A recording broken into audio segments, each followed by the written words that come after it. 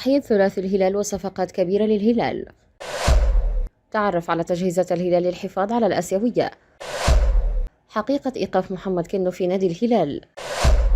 سر اختفاء ميسي وعرض الهلال. في ميركاتو تاريخي، توصل مجلس إدارة نادي الهلال برئاسة فهد بن نافل إلى اتفاق مبدئي مع 6 نجوم للانضمام إلى صفوف الفريق الأول لكرة القدم في الميركاتو الصيفي القادم. الهلال لم يتمكن من تسجيل صفقات جديدة في صيف 2022 أي يناير 2023 على خلفية قضية النجم الدولي محمد كنو البالغ من العمر 28 سنة، جدد عقده مع الزعيم الهلالي بعد توقيع مع الفريق الأول لكرة القدم بنادي النصر عقب دخوله الفترة الحرة في يناير 2022.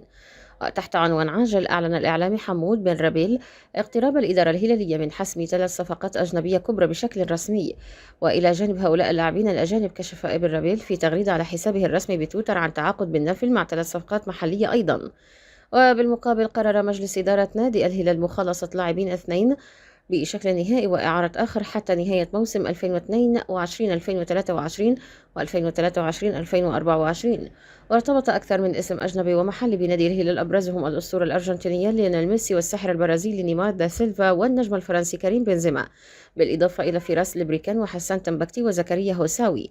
جدير بالذكر أن تقارير صحفية أكدت ظهور إتمام الهلال التعاقد مع البريكان بن النصر السابق قادما من صفوف الفريق الأول لكرة القدم بنادي الفتح مقابل 30 مليون ريال سعودي. أعلن نادي الهلال برئاسة فهد بن نافل عن وصول فهد المفرج عضو مجلس إدارة زعيم آسيا والمدير التنفيذي لكرة القدم إلى العاصمة اليابانية طوكيو للإعداد لمباراة نهائية لدوري الأبطال. ونجح نادي الهلال للوصول إلى نهائي دوري أبطال آسيا بعد تخطي الدحيل القطري في نصف نهائي المسابقة ب7 نظيفة في المباراة التي احتضنها ملعب الثمامة. ويواجه الزعيم الآسيوي في النهائي القاري الفريق الأول لكرة القدم بنادي أوراوا ديريد دي مونديز الياباني، حيث سيكون الذهاب في السعودية يوم 29 أبريل القادم على أن يلعب الإياب في طوكيو بالسادس من شهر مايو. أوضح الحساب الرسمي لنادي الهلال عبر موقع التدوينات القصيرة تويتر إلى أن ذهاب المفرج إلى اليابان يأتي لإنهاء كافة متطلبات الفريق الأول لكرة القدم المرتبطة بملاعب التدريب والسكن. إيقاف النجم الدولي محمد كنو، هكذا تفاجأت جماهير الفريق الأول لكرة القدم بنادي الهلال قبل مواجهة الاتفاق المرتقبة.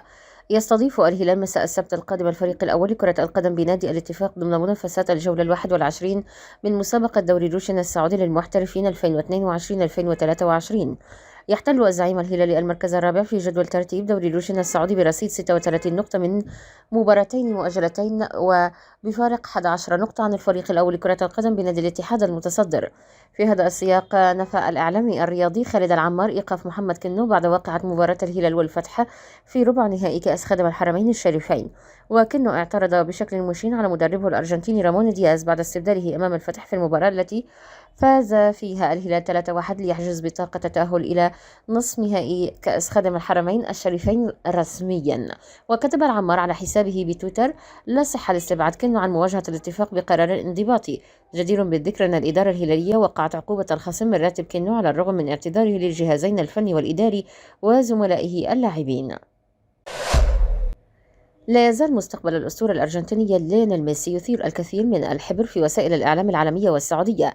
ميسي البالغ من العمر 35 سنة ينتهي عقده مع الفريق الأول لكرة القدم بنادي باريس سان جيرمان الفرنسي في 30 يونيو 2023 وسط تضارب في الأنباء بشأن التجديد أو الرحيل.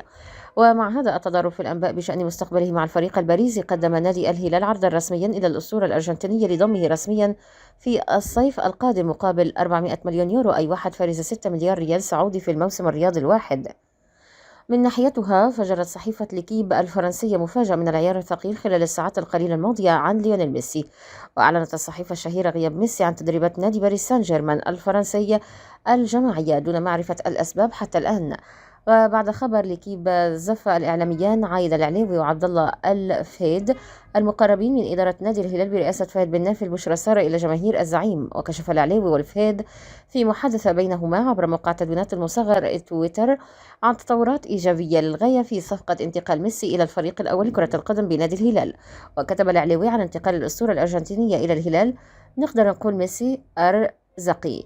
وليرد عليه الفهيد بالقول: الموضوع منتهي، خذها مني. جدير بالذكر أن آخر التقارير العالمية أكدت على أن أنتونيلا زوجة ميسي ترفض العيش في منطقة الشرق الأوسط، مع تفضيل اللاعب نفسه الاستمرار في الملاعب الأوروبية على الرغم من ترحيب والده وهو وكيل أعماله بعرض نادي الهلال التاريخي. ألغت اللجنة المنظمة مؤتمر الأرجنتيني رامون دياز المدير الفني للفريق الأول لكرة القدم بنادي الهلال بعد مباراة الفتح. وتأهل الهلال إلى نصف نهائي كأس خادم الحرمين الشريفين 2022-2023 بعد الفوز 3-1 على الفريق الأول لكرة القدم بنادي الفتح. ويواجه الزعيم الهلالي في نصف نهائي أغلى البطولات الفريق الأول لكرة القدم بنادي الاتحاد الفائز على الفيحاء 4-3 بضربات الجزاء. وجاء إلغاء مؤتمر دياز بسبب الحادث الذي تعرض له وهو وأسرته، وأسفر عن وفاة زوجة ابنه مع نقل نجله وحفيده البالغ من العمر 8 سنوات إلى المستشفى. ومن ناحيته كشف الكولومبي غوستافو كويلار متوسط ميدان نادي الهلال عن سر الفوز على الفتح. وأشار كويلار في تصريحات صحفية إلى أن الزعيم الهلال استغل الفرص أمام الفتح ليضمن التأهل إلى نصف النهائي. وعن تألق خليفة الدوسري البديل في نادي الهلال قال: في فريقنا جميع اللاعبين مستعدين للعب عند الحاجة إليهم. يبدو أن حلم جماهير نادي الهلال برؤية الأرجنتيني ليونيل ميسي بقميص الزعيم أصبح قريباً. ودخل نادي الهلال في مفاوضات مع ميسي من أجل التعاقد معه خلال الميركاتو الصيفي في ظل تعثر مفاوضات تجديده مع نادي باريس سان جيرمان. نشر الإعلامي أحمد العجلان صورة لوالد ميسي في السعودية رفقة عبد الله حماد رئيس أكاديمية مهد الرياضية. وتابع العجلان عبر تويتر أن رئيس أكاديمية مهد الرياضية يعد أحد المقربين من سمو وزير الرياضة عبد العزيز الفيصل. وأشار إلى أن والد ميسي هو وكيل أعمال اللاعب الأرجنتيني الذي يأمل الهلال في حسم التعاقد معه في الميركاتو الصيفي المقبل. وكان وزير الرياضة قد أكد في تصريحات عن التوجه للتعاقد مع لاعبين عالميين خلال الفترة المقبلة.